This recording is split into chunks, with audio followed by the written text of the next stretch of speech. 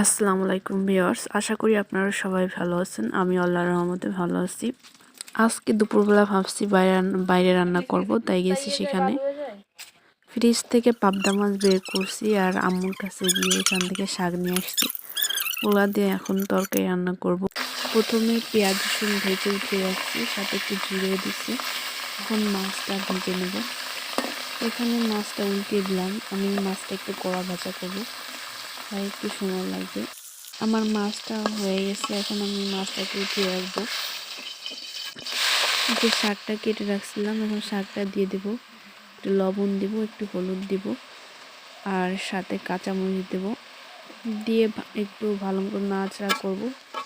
আর তাছাড়া শাক এমনি পানি গলে, তাই পানি ঢেকে দেবো যাতে শাকটা সিদ্ধ হয়ে যায়।